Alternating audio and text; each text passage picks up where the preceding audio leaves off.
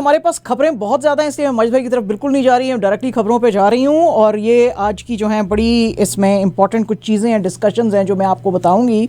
और ये सारा जो मामला रशिया का चला हुआ है ये क्या है और क्या क्या इसके अंदर चीज़ें हैं, तो वो भी हम आज डिस्कस करेंगे। अच्छा जनाब, आज रॉयटर्स की एक खबर आई है और फिर सबसे पहले तो रॉयटर्स ने दी, फिर उसके बाद और दूसरे जो मीडिया हाउसेज हैं वहाँ पे भी आपको नज़र आ रहे हैं। जब हमने इसको देखा था तो रॉयटर्स ने ये दी थी, तो ये इसके मुताबिक जो है तकरीबन 61 कनेडियन ऑफिशियल्स जो हैं हमारे, उनको अब सैंक्शन पे डाल दिया है रशिया ने भी।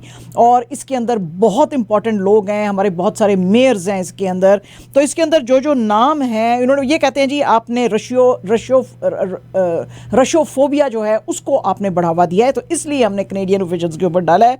इसमें जो है हमारे स्पेशल ऑपरेशंस फोर्सेस के कमांडर मेजर जनरल स्टीव बॉयविन हैं, बैंक ऑफ कनाडा के गवर्नर जो हैं टिम मैकलन हैं, जॉन टोरी साहब हैं जो कि टोरंटो के मेयर हैं, इसके अलावा जिम वॉटसन हैं जो कि ऑटवा के मेयर हैं, ब्रिटिश कोलंबिया के प्रीमियर जॉन हॉर्गन हैं, अल्बर्टा के प्रीमियर जेसन केनी हैं, सस्कैचुअन के मेयर स्कॉट मो, मैनीटोबा के प्रीमियर हेदर स्टेफनसन और भी बहुत सारे जो हैं लोग हैं, यानी कि 61 है तकरीबन।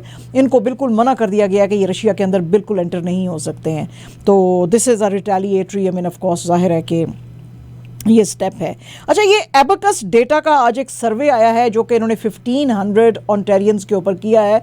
ये ट्रू सैंपल तो नहीं है, मगर फिर भी आप इसमें अगर जिस वक्त यह मैं आपको बताऊंगी तो आपको बहुत ही ये हैरत होएगी कि ये मतलब ऑन्टेरियो के अंदर रहने वाले हैं लेकिन किस दुनिया में रहते हैं, अपनी किसी दुनिया में हैं। क्योंकि जो क्वेश्चंस उन्होंने किए और जो उनके जवाब आए उनके पे मुझे बड़ी हैरत हुई। 36% जो यहाँ पे डिसाइडेड वोटर्स थे, उन्होंने कहा, जब उनसे पूछा गया लोगों से, इन 1500 लोगों से कि आप किसको वोट देंगे, तो 36% ने कहा हम पीसी पार्टी को ही देंगे, यानी कि फोर्ड साहब की पार्टी को देंगे। 32% ने कहा हम लिबरल पार्टी को देंगे, 23% एनडीपी, 6% ग्रीन पार्टी और 4% ने कहा कि जी हम किसी और पार्टी को देंगे। अच्छा, इसमें लोगों ने पूछा, इन्होंने ये एबेकस वालों ने, कि आप क्या स्टीफन डेल डुका को जानते हैं जो लिबरल कैंडिडेट हैं प्रीमियर की पोस्ट के लिए। You will be surprise to know 6 out of 10 यानी कि 59% लोगों ने कहा कि हमको तो पता ही नहीं है कि स्टीवन डेल डुका कौन है, हालांकि ये पिछली गवर्नमेंट में भी मिनिस्टर थे। 39% ने कहा कि हमको एंड्रिया हॉर्वेथ का नहीं पता है, which is so surprising, she is all over the place always। 15% ने कहा, अब ये तो हद ही है कि 15% ने कहा हम तो फोर्ड साहब को, डग फोर्ड साहब को हम नहीं जानते कि डग फोर्ड साहब कौन है। So it was very surprising. अच्छा, फिर किसी ने कहा कि इन्होंने पूछा, क्वेश्चन किया कि भाई आप किसको समझते हैं कि नेक्स्ट प्रीमियर ऑन्टेरियो को किसको होना चाहिए था, तो 41% ने कहा कि हम जो हैं फोर्ड साहब को, हमारा बड़ा पॉजिटिव इमेज है फोर्ड साहब के बारे में, तो इनको प्रीमियर होना चाहिए। 31% ने कहा कि एंड्रिया हॉर्वेथ और 27% ने कहा कि जी डेल डुका साहब जो हैं उनके बारे में हमारा कुछ इतना पॉजिटिव चूँकि वो नहीं है, इंप्रेशन नहीं है। सिर्फ 22% जो है इनके बारे में पॉजिटिव इंप्रेशन रखते हैं और उन्होंने कहा कि हम इनको देखना चाहते हैं। इसके अलावा उन्होंने कहा जी कि बेस्ट प्रीमियर जो है, लोगों ने कहा कि अभी तक जो है वो हमको लगता है कि आगे भी चीज़ों को चलाएंगे डग फोर्ड साहब। हॉर्वेथ जो है, एंड्रिया हॉर्वेथ, उसके बारे में लोगों ने कहा कि शायद 17% लोगों ने कहा कि एंड्रिया हॉर्वेथ भी चला सकती हैं, एंड ओनली 12% लोगों ने कहा कि ये जो हैं ये स्टीवन डेल डुका। तो ये आज का बड़ा ही हैरत अंगेज़ ये था कि जिसमें लोगों ने ये कहा कि जी हमको इन लीडर्स का ही नहीं पता है।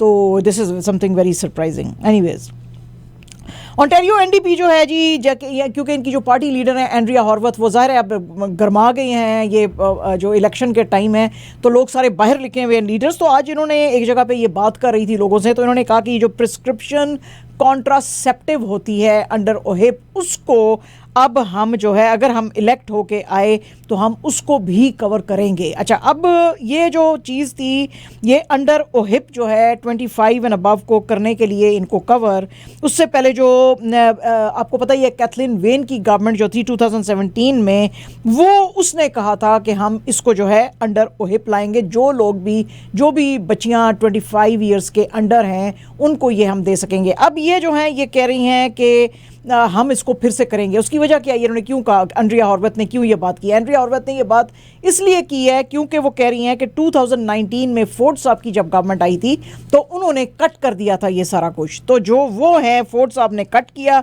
हम इसको जो है फिर से रिवाइव जो है करेंगे। अच्छा, अब जो स्टीफन डेल डुका के ऑफिस को जब कांटेक्ट किया गया कि भाई आप बताएं इसके बारे में, अभी तक उसका जवाब नहीं आया, तो अब पता चलेगा कि वो इसके बारे में क्या कहते हैं। Toronto regional real estate board जो है जी, उसने आज कहा है कि टोरंटो के अंदर फिर से जो कॉन्डो मार्केट है वो बहुत ज़्यादा तेज़ी पकड़ती जा रही है और जो प्री पेंडेमिक पीरियड है उसमें आ रही है। ये जो एवरेज मंथली रेंट 1 बेडरूम का है वो 2145 को टच कर रहा है और जो है which is 17.8% up from previous years, और 2 बेडरूम कॉन्डो जो है वो 17.2% ऊपर गया है। तो नाउ उसका रेंट जो है 2867 है। तो ये बस प्री पेंडेमिक पीरियड से थोड़ा ही कम है, जबकि 1 बेडरूम की कीमत थी 2262 पर मंथ और 2 बेडरूम की प्राइस थी 2941 पर मंथ। तो ये हौले हौले जो हैं ये कीमतें, किरायों की, रेंट की जो प्राइसेस हैं ये ऊपर आती जा रही हैं। 3 लड़के हैं जी, और अगर आप इनकी एज देखेंगे तो आपको अफसोस होएगा, इनके ऊपर 66 चार्जेस लगाए गए हैं, क्योंकि टोरंटो पुलिस ने, जो कि नवंबर 2021 से ही इनके पीछे थी, उन्होंने बहुत सारे आर्म्स जो हैं वो डिस्कवर किए हैं इनसे, और ना सिर्फ इनके पास आर्म्स आए हैं, इनसे मिले हैं, बल्कि ड्रग्स मिले हैं। अच्छा, इनसे अब मिला क्या है? फायर आर्म्स मिले हैं, कैशे ऑफ पाउडर कोकेन है, फेंटनॉल है, क्रैक कोकेन है। इसका जो नाम दिया था इन्होंने प्रोजेक्ट F1 दिया था, और उसके अंडर ये इनको जो है बड़े अरसे से ढूंढ रहे थे। उसमें किया गया था कि एक टोरंटो पुलिस का एक अंडर कवर एक ऑफिसर था, उसने जाके इनसे 3 गन्स खरीदी थी, और उसके बाद इस सारे जो है गैंग का इन्होंने इनको बस्ट किया। इसके अलावा इन्होंने और भी बहुत कुछ 542.28 ग्राम्स ऑफ पाउडर कोकेन और 134.63 ग्राम्स ऑफ फेंटनॉल, और इसी तरह ब्रास नकल्स और बॉडी आर्मर और बहुत कुछ जो इनसे लिया। और इनके नाम आप देखें, बर्दी कदरू, इसका एज जो है 18 ईयर्स है, उमर तनोली 20 ईयर्स का है, और ताहा यूसुफ शेख जो है वो 23 ईयर्स का है। तो आप सोचें, इतनी छोटी एज में ये पकड़े गए हैं और ये गलत काम कर रहे थे, तो अपनी ज़िंदगी जो है इन्होंने कैसे ख़राब की है। अल जज़ीरा की आज एक रिपोर्ट है फिर से, और इन्होंने कहा है जी कि इजरायली फोर्सेस जो हैं उनके इंकर्जन्स जो हैं अल अक्सा मॉस्क में वो कंटिन्यूसली चल रहे हैं, और आज भी इन्होंने जो हैं बहुत सारे, और मेडिकल कुछ स्टाफ जो है उससे भी बात की अल जज़ीरा ने, तो उसने भी कहा कि आज बहुत सारे इन्होंने पेपर स्प्रे किए हैं, रबर बुलेट्स मारी हैं, उसमें जो है बेशुमार लोग जो हैं वो ज़ख्मी हुए हैं। और वो कहते हैं जी कि ये लोग जो थे डॉन के वक्त की, यानी कि जो फजर के वक्त की नमाज, सॉरी नहीं, जो मगरिब के वक्त की नमाज होती है वो पढ़ रहे थे, और उस वक़्त जो है इन्होंने आके इनके ऊपर भी फायरिंग की है और स्टन ग्रेनेड्स भी इनको मारे हैं। तो उससे काफ़ी लोगों को जो है वो चोटें आई हैं और ज़ख्म हुआ है। आज बहुत ही इंटरेस्टिंग एक डिबेट चल रही थी टीवी के ऊपर, जो मैक्रोन साहब की। हमने आपको कुछ दिन पहले बताया था कि फ्रांस में इलेक्शंस आने वाले हैं, तो जो उनके प्रेसिडेंट हैं मैक्रोन साहब, उनके बीच में और फार राइट चैलेंजर जो है उनकी मरीन ले पेन, उनके बीच में हो रहे थे, जिसके के बीच में उन्होंने बहुत ज़्यादा जो है वो एक दूसरे के ऊपर मुख्तलिफ चीज़ों के लिए हिट किया। ये जो हैं जितने भी जो इल्ज़ाम ये दे रहे थे मैक्रोन साहब, ले पेन साहबा कह रही थी कि ये तुम सब गलत कह रहे हो, ये तुम जानते हो कि I am better than this. लेकिन जो सबसे बड़ा मुद्दा इस डिबेट के अंदर बना, वो मैक्रोन साहब ने ले पेन को कहा कि क्योंकि तुम्हारा ताल्लुक फार राइट से है, इसलिए तुम आते सार ही जो है ये बैन लगा दो, क्योंकि वो इनका एक बयान आया था कि ये हिजाब के ऊपर बैन लगा देंगी। तो उन्होंने कहा तुम बैन लगा दोगी हिजाब के ऊपर, और फ्रांस जो है उसमें largest Muslim population in western Europe रहती है, तो ये एक तरह की सिविल वॉर इस मुल्क में शुरू कर देगी। इसके अलावा मैक्रोन साहब ने इनके ऊपर इल्ज़ाम लगाया कि $9.8 मिलियन का जो लोन है जो तुम्हारी पार्टी ने रिसीव किया है इन 2004 फ्रॉम चेक रशियन बैंक, तो इसका साफ मतलब है कि तुम्हारे ताल्लुकात हैं रशियंस के साथ। तो ये जो हालात चल रहे हैं उसमें रशिया के साथ कोई ताल्लुकात कैसे रख सकते हैं, और वैसे भी अगर तुम ताल्लुकात इनके साथ रखोगी तो हम ये जो कंडेम कर रहे हैं इसका जो एक्शन है यूक्रेन में वो नहीं कर पाएंगे। आपको पता ही है कि ये सारी चीज़ें जो हैं बहुत ज़्यादा भड़की हुई हैं, और अमेरिका के अंदर भी जब प्रेसिडेंशियल इलेक्शंस हुए थे ट्रंप साहब के ज़माने में, तब भी कहा गया था कि रशिया ने बहुत ज़्यादा इंटरफेरेंस की एलिजिडली, क्योंकि ट्रंप साहब के भी रिलेशंस थे रशिया के साथ। तो अब ये ही उन्होंने चीज़ इधर भी करने की कोशिश की है। बहरहाल जो सर्वेज आए हैं सामने उसमें यही पता चल रहा है कि मैक्रोन साहब ही जो हैं वो पॉपुलर लीडर हैं और फिर से प्रेसिडेंट बन सकते हैं फ्रांस के। आज यूनाइटेड नेशंस के जो जनरल सेक्रेटरी जनरल हैं एंटोनियो गुतरेस, उन्होंने आज 2 डिफरेंट मैसेजेस जो हैं वो भेजे हैं इनको। एक तो ज़ेलेंस्की साहब को जो कि यूक्रेन के प्रेसिडेंट हैं, और एक रशिया के प्रेसिडेंट पुतिन साहब को। और उन्होंने कहा है जी कि तुम लोग मुझे आने दो, मैं तुम लोगों से बात करना चाहता हूं, क्योंकि जो लड़ाई कॉन्स्टेंटली चल रही है ये बिल्कुल ठीक नहीं है और इस लड़ाई को हमको रोकने की ज़रूरत है। तो इस सिलसिले में वो अब कह रहे हैं ज़ेलेंस्की साहब और पुतिन साहब को कि भाई आप लोग बैठो और मैं आपके मुल्कों में अलग-अलग आता हूँ, मॉस्को भी मैं आता हूँ और कीव भी मैं आता हूँ, और मैं आप लोगों के साथ बैठ के बात करूंगा ताकि ये जो 2 महीने से अब वॉर चल रही है इसको रोका जा सके। तो अब देखेंगे इनको इजाज़त मिलेगी या नहीं, बहरहाल मिलेगी तो पता चलेगा। यूक्रेन के जो प्रेसिडेंट है ज़ेलेंस्की साहब, उन्होंने कहा है जी कि हमारा जो मैरिउपोल का एरिया है वो तो ज़्यादातर जो है उसके ऊपर कब्ज़ा कर ही लिया है रशिया ने, और कीव तक जो है वो अब नहीं आए हैं ये अभी, लेकिन ये पूरा जो एरिया है इसके ऊपर तकरीबन कब्जा है। और गवर्नर ऑफ लुहानसिक जो है उन्होंने भी कहा है कि रशिया का तकरीबन 80% कंट्रोल है अब मैरिउपोल के ऊपर। तो इसमें जो यूक्रेन है उसने फिर से एक दफ़ा से रिक्वेस्ट की है कि भाई ये जो सिविलियंस हैं इनको यहाँ से निकलने दो और जो वुंडेड फाइटर्स हैं उनको इवैक्यूएट करने दो।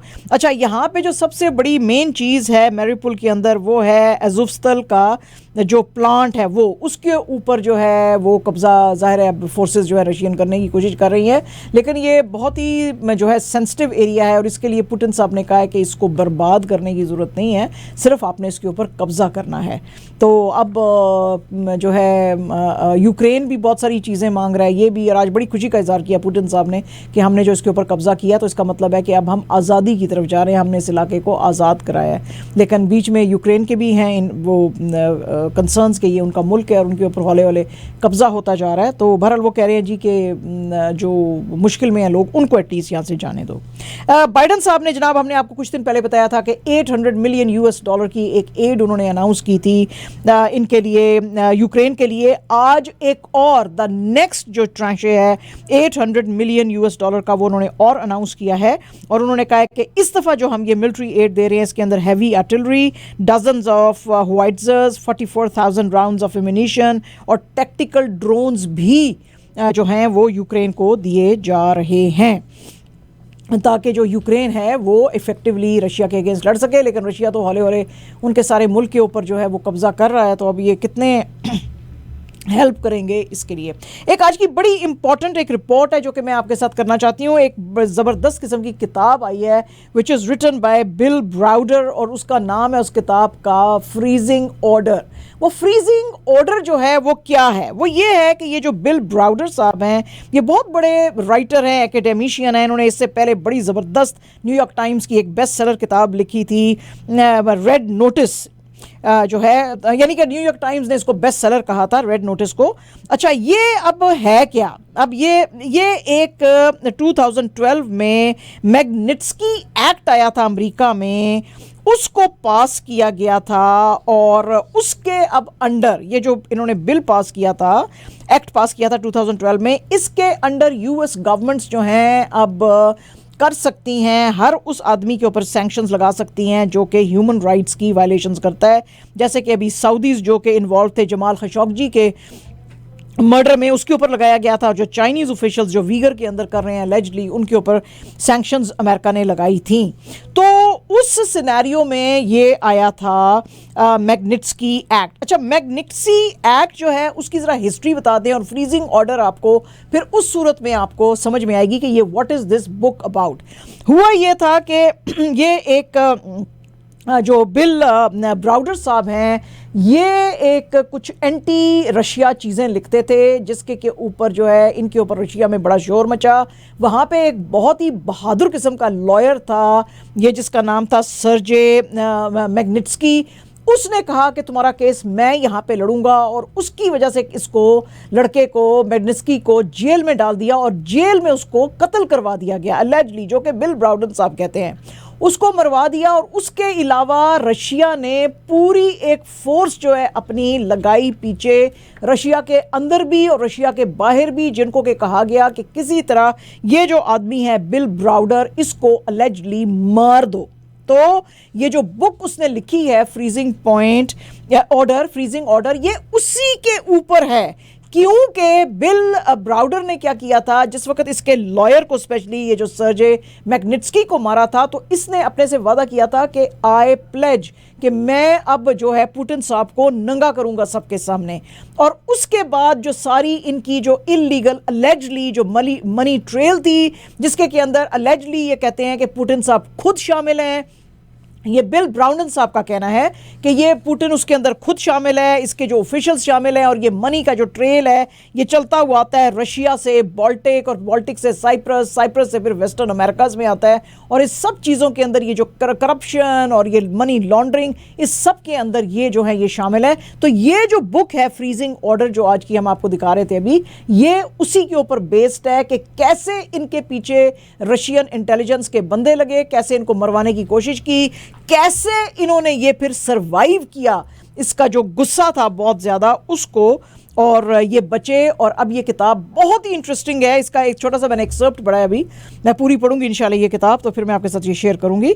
तो वो है, तो इसमें भी उन्होंने जिक्र किया है कि ये किस तरह चीज़ों को मैनिपुलेट करते हैं, इंटरफेरेंस करते हैं। जैसे कि मैंने अभी आपको बताया कि ट्रंप साहब के ज़माने में भी बहुत ज़्यादा शोर मचा था कि रशिया ने इंटरफेयर किया था इनके इलेक्शंस में, अलेजडली अगेन, और क्योंकि ट्रंप साहब के ताल्लुकात थे रशिया के साथ। तो this a very interesting thing.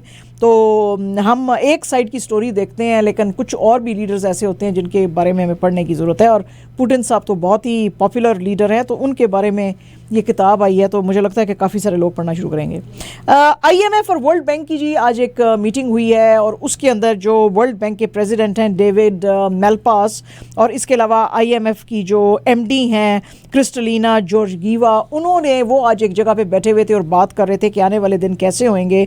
तो वो कह रहे हैं जी कि ये जो फूड की प्राइसेस ऊपर जा रही हैं, और ये जो कंट्रीज़ अपने डेट्स पे नहीं कर सक रहे हैं, तो ये लो इनकम कंट्रीज़ के डेट्स जो हैं 60% तक को टच करेंगे, जिसकी की वजह पेंडेमिक और लॉकडाउन्स है। और वो कह रहे हैं जी कि इसमें जो इनके डेट्स हैं लो इनकम कंपनीज़ में 50% ऑफ देयर GDP तक को भी टच करेंगे, जो कि 2019 में अबाउट 44% थे।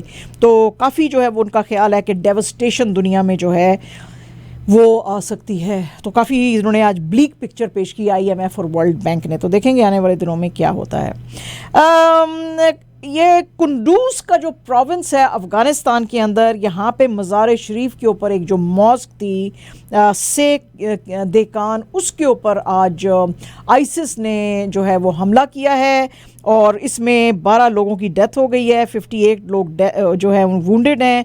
इससे पहले भी उन्होंने एक और भी किया था, जो है एक हिडन बाइसिकल जो थी उसके अंदर 4 उसमें लोगों की डेथ हुई थी और 18 लोग हुए थे वुंडेड।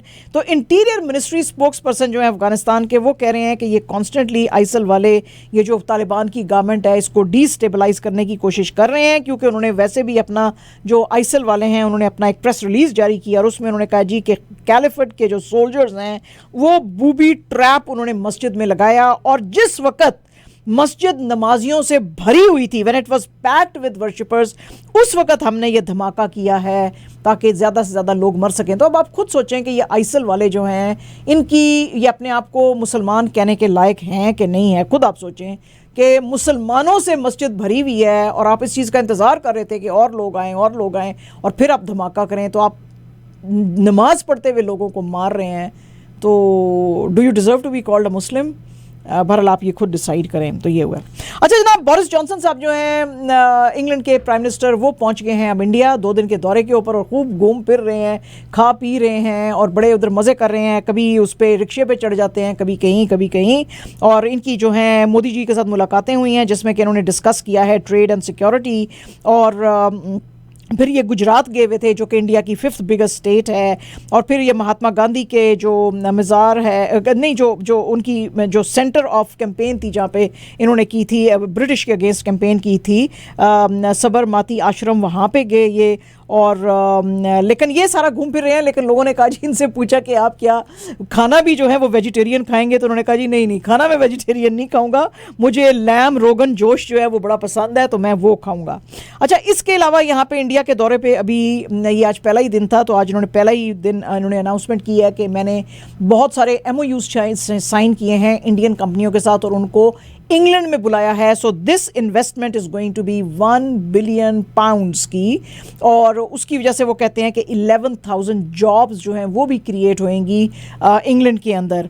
और उनका कहना है कि इसके अलावा हम जो हैं जो पोस्ट ब्रेक्सिट जो बातचीत है वो भी हम करेंगे। और इन्होंने JCB का जो प्लांट है उसको भी इन्होंने आज जाके विज़िट किया और वहाँ पे जो टेक्नोलॉजिकल डेवलपमेंट्स हो रही हैं उसकी बड़ी तारीफ़ की। ये आपको पता ही है कि इंग्लैंड के जो टोरी लॉर्ड हैं बैमफर्ड, वो इसको रन करते हैं। तो बहरहाल उन्होंने कहा जी कि ये ज़बरदस्त किस्म की टेक्नोलॉजी जो है यहाँ पे डेवलप की जा रही है और ये हमारी दोस्ती जो है उसको और आगे बढ़ाएगी और हम इसके इंडिया के साथ मजबूत करेंगे रिश्ते। और इसके अलावा इनके बीच में बातचीत यूक्रेन पे भी हुई। तो बहुत ही आज इंटरेस्टिंग एक बयान आया बोरिस जॉनसन साहब का, जिसमें कि वो कहते हैं जी कि मेरी बहुत डिटेल में इंडिया से बात हुई है और मैंने बड़ा अप्रिशिएट किया इस चीज़ को कि इंडिया ने बड़ा कंडेम किया ये जो एट्रॉसिटीज़ हो रही हैं यूक्रेन में। और उन्होंने ये भी कहा है जी कि ऐसी कोई बात नहीं है कि हमें तुम्हारा कॉम्प्लेक्स किस्म का रिलेशनशिप रशिया से समझ नहीं आता, हम समझते हैं, हम लोग समझते हैं तुम्हारा रिलेशनशिप जो है। तो बहरहाल तुमने बहुत अच्छा किया कि ये जो एट्रॉसिटीज़ जो यूक्रेन में हो रही हैं तुमने उसको बड़ा कंडेम किया, तो हम समझते हैं ये सब चीज़ें, अच्छा किया आपने। इंडियन एक्सप्रेस की आज एक न्यूज़ है जी, और इंडियन एक्सप्रेस की इस न्यूज़ के मुताबिक जनाब नासिक के पुलिस कमिश्नर जो हैं दीपक पांडे, उनको आज जो ट्रांसफ़र कर दिया गया है। इसके अलावा महाराष्ट्र के अंदर जो हैं तकरीबन 40 के करीब ट्रांसफर्स हुए हैं। अच्छा जी, इस दीपक पांडे साहब को क्यों किया गया है?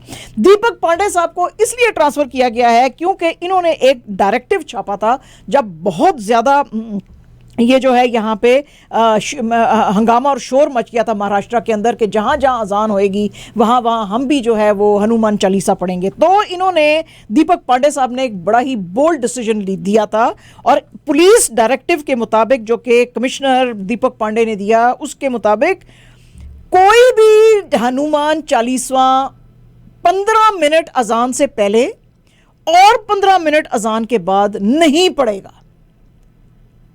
तो ये बात फिर अथॉरिटीज़ को अच्छी नहीं लगी। उन्होंने कहा आपने मुसलमानों का साथ कैसे दिया है? तो इनको जनाब उठा के फेंक दिया गया है। और जैसे वो हमारी ज़बान में कहते हैं ना, इनको खुडे लाइन लगाया है, तो इनको सही मानों में खुडे लाइन लगाया है। इनको कहा जी तुम्हें बहुत बड़ी हम पोस्ट दे रहे हैं, तुम्हें IG पुलिस बना रहे हैं विमेन अफेयर्स का तो विमेन अफेयर्स की जो डिवीजन है या विंग है उसका तुमने ख्याल रखना है। तो औरतों के खिलाफ जो क्राइम्स होते हैं तुम उनको देखो।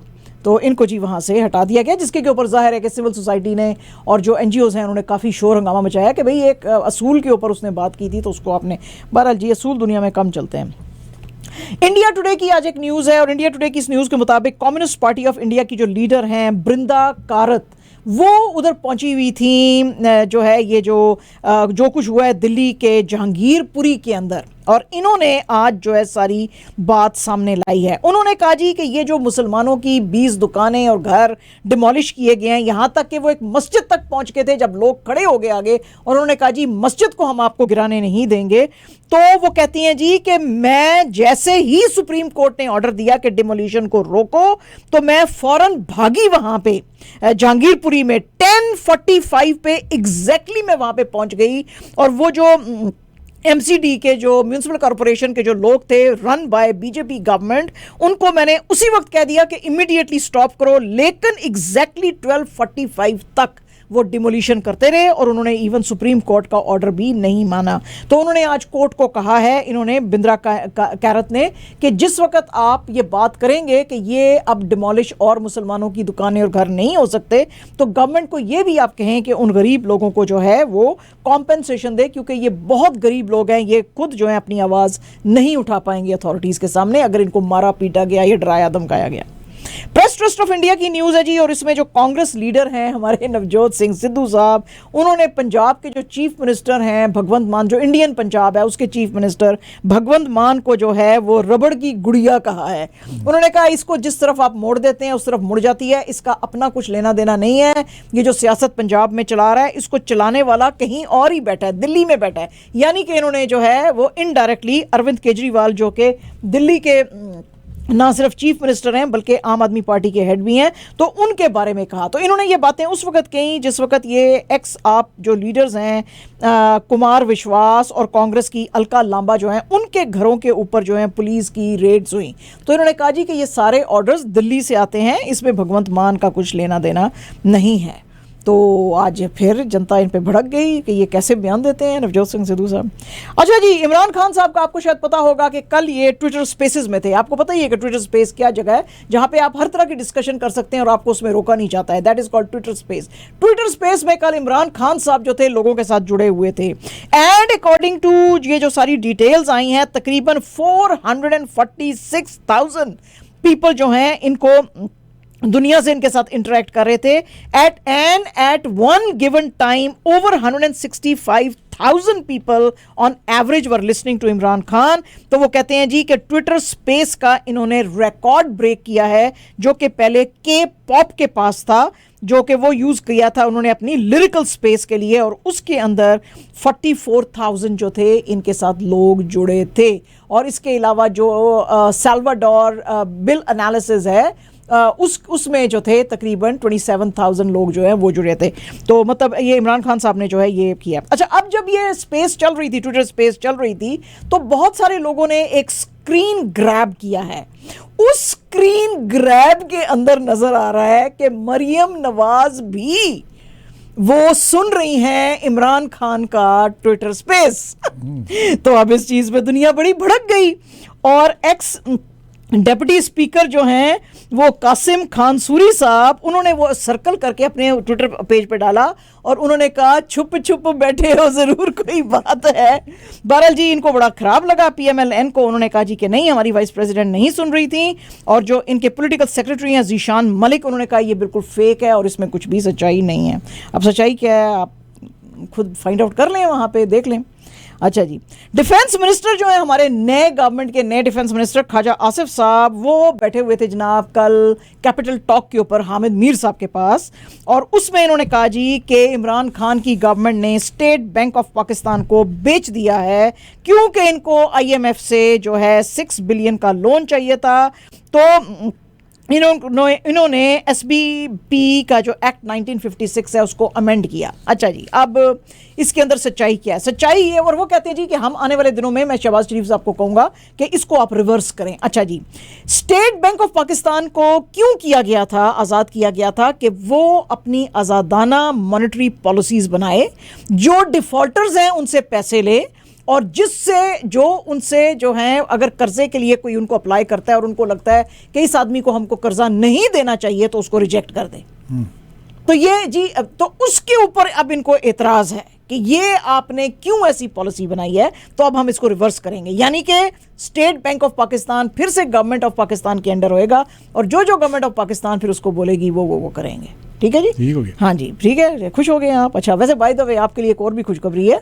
आज शहबाज शरीफ साहब, अभी मेरे ख्याल में वो बयान भी आ जाएगा, ओवरसीज पाकिस्तानीज को जो हक दिया गया था ना वोट का, वो खत्म कर दिया उन्होंने। हाँ, खत्म कर दिया। तो आप मुबारक हो आपको, अब आप वोट नहीं कर सकते। ठीक है, अच्छा ओके जनाब। आपको हमने कल बताया था कि हमारे बीबी जरदारी साहब जो हैं वो नवाज शरीफ साहब के पास लंदन पहुंचे हुए हैं। तो आज उनकी मुलाकातें हुई हैं जनाब। यहाँ पे जो नवाज शरीफ साहब के जो बेटे का ऑफिस है स्टैन होप हाउस में, वहाँ पे इनकी मुलाकातें थी और वहाँ पे शेरी रहमान, नवीद कमर, कमर जमान कायरा, हसन एंड हुसैन नवाज, इसाक डार, आबिद शेर अली और ये सब लोग वहाँ पे मौजूद थे। अच्छा, पहला तो क्वेश्चन लोगों ने ये पूछा कि जो इतना बड़ा डेलीगेशन बिलावल साहब के साथ उधर गया है वो टैक्स पेयर के पैसे पे गया है कि अपनी जेब से पैसे खर्च किए हैं? तो बहरहाल इसका जवाब मैं आपको दे देती हूँ कि नहीं, टैक्स पेयर के पैसे पे वो गए हैं, जाहिर है, डेफिनेटली अपनी जेब से। जी कौन पागल है अपनी जेब से पैसे खर्च करके लंदन जाए? इतना एक्सपेंसिव किराया है मजिद भाई, फिर रहना खाना पीना शॉपिंग है जी, क्या बात कर रहे हैं? हाँ जी, तो ये वहाँ पे गए हैं जी। तो इन्होंने बीबी जरदारी साहब ने बड़ी मुबारकबाद दी है नवाज शरीफ साहब को। उन्होंने कहा थोड़ी सेहत भी ठीक है। बहरहाल जी, आपका जो वो भाई का बेटा भांजा होता है, भांजा जो है वो चीफ मिनिस्टर पंजाब का बन गया है और अब आपके ऊपर से काले बादल हट गए हैं। लेकिन मैं आपसे इसलिए मिलने के लिए आया हूँ क्योंकि हमने डेमोक्रेसी को रिस्टोर करना है पाकिस्तान में। ओके, आज तक डेमोक्रेसी नहीं थी पाकिस्तान में, ये पहली दफा होने जा रहा है 75 इयर्स में। ठीक है जी, डेमोक्रेसी को हम रिस्टोर करेंगे और हम दोनों मिलके काम करेंगे। और ये जो अभी मैं बयान दूंगी ना बीबी जरदारी साहब का, मजिद भाई आप बिल्कुल गच खा के गिर जाएंगे। उन्होंने कहा मैं मानता हूं नवाज शरीफ साहब, डेमोक्रेसी के लिए आपकी बहुत सारी सेक्रीफाइसेस हैं। गश खाई आपने, गश आ गया ना आपको, देखा है? ये बयान था आज बीबी ज़राई। उन्होंने कहा हम मानते हैं आपकी बड़ी वो हैं, तो अब हम दोनों मिल के काम करेंगे, हमारे बीच में कोई डिफरेंसेस नहीं होने चाहिए, हैं जी। तो इसके ऊपर जो है वो बड़े खुश हो गए। उन्होंने कहा जी हम अब कॉन्स्टिट्यूशनल पैरामीटर्स के अंदर काम करेंगे और हमने कोई गैर-आईनी काम नहीं करना। अच्छा, वेरी गुड। अच्छा, इसके अलावा जो है वो जो हमारे नवाज शरीफ साहब हैं, उन्होंने कहा कि हाँ बिल्कुल तुम ठीक कह रहे हो, इमरान खान साहब ने बड़े गलत काम किए, ये कह रहा है मेरे खिलाफ कॉन्स्पिरेसी है, इस जैसे आदमी के खिलाफ किसने कॉन्स्पिरेसी करनी है, ये घर में बैठ के ये स्टोरियाँ बनाता रहता है। तो ये सब है, ठीक है, अब हम मिल के काम करेंगे। ठीक है महेश भाई, खुश हैं आप? ठीक हो गया। अच्छा जी, ठीक है। 2 आज अब मैंने आपको खुशखबरियाँ सुनाई हैं, ठीक है। ओके, एक आपसे वोट का हक ले लिया है, दूसरा डेमोक्रेसी रेस्टोर होने लगी है, ठीक है, ओके। अच्छा जी, इंफॉर्मेशन मिनिस्टर जो है PMLN की मरियम औरंगजेब साहिबा, उन्होंने कहा है जी कि आपको शायद पता नहीं है पाकिस्तान के लोगों को, जिस दिन से इमरान खान साहब जो हैं वो यहाँ पे जो है हुकूमत में आए थे, इनकी इनकम डबल हो गई है। अच्छा, हाँ, इमरान खान साहब की इनकम डबल हो गई है क्योंकि वो तोशा खाना की चीजें बेच बेच के अपनी जेब में पैसे डाल रहे थे, है जी। तो उन्होंने कहा जी कि ये वैसे तो कहते हैं कि ये सिर्फ 20% के ऊपर था, ये गिफ्ट्स के ऊपर मैंने 50% उसको बढ़ा दिया, तो वो सारे पैसे कहाँ गए। तो इनके ऊपर जो है अब हम रेफरेंस लाएंगे और ये जो कैंपेन चला रहे हैं स्टेट के इंस्टीट्यूशंस के ऊपर, इन सब कैंपेन्स का जो है हम वो लेंगे। और ये जो पीछे इनकी रोबोटिक टीम बैठी है, कोई बंदे नहीं बैठे हुए, सिर्फ रोबोट्स इन्होंने बिठाए हुए हैं अपने ट्विटर अकाउंट पे, जो कि झूठी खबरें जो ऐसे छापते रहते हैं। तो हमने कह दिया बड़ा सख्त किस्म का वो जो पाकिस्तान टेलीकम्युनिकेशंस ऑफिस है उसको कि भाई तुमने सारा ये मॉनिटर करना, ये कौन रोबोट्स बैठे हुए हैं पीछे, ये क्या काम कर रहे हैं ट्विटर के ऊपर इमरान खान साहब का, ये बात है, ठीक है जी। एंड जनाब ये वैसे तो 3-4 और भी यू टर्न्स आए हैं अभी तक शहबाज शरीफ के 5 दिनों में, लेकिन ये एक बहुत बड़ा यू टर्न है जो हम आपको बता देते हैं। आपको पता ही है कि जैसे पहले दिन उन्होंने आके कहा था कि हम तनख्वाहें बढ़ा देंगे, फिर उन्होंने कहा नहीं बजट आएगा फिर हम बढ़ाएंगे, वो एक बड़ा था। दूसरा बड़ा ये है तारिक फतमी साहब, अगर आप रिकॉल कर सकते हैं तारिक फतमी साहब कौन है। बहरहाल जी इनके बारे में कहा गया था कि इनको special assistant to prime minister on foreign affairs बनाया जाएगा। अच्छा, तारिक फतमी साहब वैसे तो बड़े डाई हार्ड PMLN के वो हैं फॉरेन ऑफिस के अंदर डिप्लोमेट, लेकिन अगर आपको याद हो कि एक स्टोरी आई थी सिरिल अल्मेडा की डॉन ली में, जिसमें कि उसने कहा था कि नवाज शरीफ साहब ने मिलिट्री को बड़ी झाड़ पिलाई है, और उसने कहा था इशारों में, उन्होंने कहा था, डॉन न्यूज़पेपर ने फिर कहा था जब उनसे पूछा गया कि ये स्टोरी आपको कहाँ से मिली है, तो इशारों कनायों में कहा गया कि ये सारी की सारी स्टोरी लीक की है तारिक फतमी साहब ने।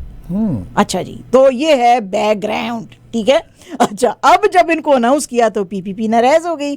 PPP ने कहा जी कि आपने इस आदमी को कैसे किया है, एक तो ये डॉन लीक्स का जिम्मेदार है नंबर 1, जिसकी वजह से आपकी गवर्नमेंट भी गई, नंबर 2 ये है कि फॉरेन ऑफिस तो आपने हमको दिया है, तो इसके अंदर तो बंदे हमने लगाने हैं, तो आपने तारिक फतमी साहब को कैसे लगाया है। लिहाजा जी इनको कहा गया पायन thank you, thanks but no thanks है जी, तो कोई ऐसी पोस्ट नहीं दे रहे, पायन बहुत सॉरी। अब देखें आप एक सीजन जर्नलिस्ट की वो उसकी डिप्लोमेट की कितनी इन्होंने बेइज्जती की। बहरहाल एनीवे, छोटे बड़े बड़े मुल्कों में फिर ये छोटे मोटे काम करते रहते हैं ना। अच्छा जी, हमने आपको कल बताया था कि US की कांग्रेस वुमन इलाम उमर साहिबा जो है वो पाकिस्तान आई हुई हैं, और वो उन्होंने मुलाकातें पहले की इमरान खान साहब से, फिर उन्होंने शहबाज शरीफ, आज वो पहुंची हुई थी आज़ाद जम्मू और कश्मीर। वहाँ पे जब ये गई हैं तो वहाँ पे इंडिया बड़ा भड़क गया है। इंडिया ने किया कि ये US कांग्रेस वुमन क्यों वहाँ पे है। अब अगर इल्हाम उमर का आपको बैकग्राउंड पता है, she is a Somali by origin, तो सोमाली अमेरिकन है, और ये जो है बाइडेन एडमिनिस्ट्रेशन का वैसे तो हिस्सा है, लेकिन ये वो खातून है जो कि इंडिया के ह्यूमन राइट्स वायलेशंस और मोदी जी की गवर्नमेंट के ऊपर बहुत ज़्यादा क्रिटिसाइज़ करती है। तो अब जाहिर है ऐसी लेडी अगर जाएगी आज़ाद जम्मू और कश्मीर तो इंडिया को अच्छा नहीं लगेगा, तो उन्होंने बड़े एतराज़ किया, उन्होंने कहा ये क्यों गई है। बहरहाल जी उसकी मर्ज़ी है, अमेरिकन है, आज़ाद कौम की आज़ाद बशिंदी है, जिधर जाए, हैं जी, जैसे शेर जंगल का बादशाह है, बच्चा दे अंडा दे, हम कोई पूछ सकते हैं उसको, है भाई व्हाट इज़ दिस, हैं जी।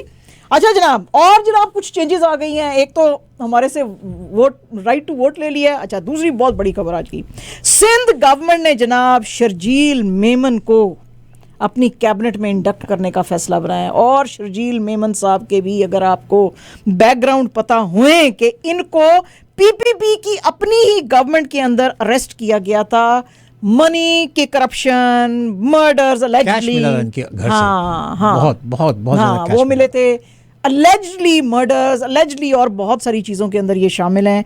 तो जनाब वेलकम टू पुराना पाकिस्तान तो जनाब इनको आज किया गया है, और भी ऐसे बहुत सारे शहजादे आएंगे भी आने वाले दिन। तो अभी इतने सारे मिनिस्टरों को लेने के बाद अब सिंध गवर्नमेंट के जो मिनिस्टर्स की तादाद है जी 51 हो गए हैं। ठीक है जी, अजय काटे जी, और कुछ आएंगे। ठीक है, अच्छा जनाब, रणवीर सिंह साहब ने आज एक बड़ा दुख देने वाला इंटरव्यू दिया और उन्होंने कहा जी जब मैं नया फिल्म इंडस्ट्री में आया, चूंकि मैं फिल्म बैकग्राउंड से नहीं था, तो हर कोई जो है मुझे बड़ा क्रिटिसाइज करता था और सब लोग कहते थे तू कौन सा कोई ऋतिक रोशन की तरह का बड़ा हैंडसम है, तू हीरो मटीरियल नहीं है, तू कभी हीरो नहीं बन सकेगा इस इंडस्ट्री के अंदर। और जो है वो कहते हैं जी कि इस तरह की बात जो है, जो मेरी पहली फिल्म के प्रोड्यूसर थे आदित्य चोपड़ा साहब, उन्होंने भी कही कि तू चूंकि ऋतिक रोशन नहीं है इसलिए तू अपनी एक्टिंग के ऊपर जो है वो कर कॉन्सेंट्रेट। तो कहता है फिर मैंने जी उनको कहा जी ठीक है सर मैं ऐसे ही करूंगा, जाहिर है इसको पहली फिल्म चाहिए थी। और वो कहता है जब मैं थिएटर में गया कोई और मूवी देखने तो मेरा पोस्टर लगा हुआ था वो बैंड बाजा बारात का, तो उसको कुछ लड़के वहां पे खड़े होकर कह रहे थे कि इसको साले को किसने हीरो बनाया है भाई उनकी अपनी लैंग्वेज है, हम नहीं बोल रहे, ये वो बोल रहे हैं। तो ठीक है, वो कहते हैं इसको किसी, ये तो हीरो मटेरियल ही नहीं है, तो शक्ल ही नहीं है हीरोज वाली, तो ये कैसे है। ठीक है जनाब, तो ऐसे।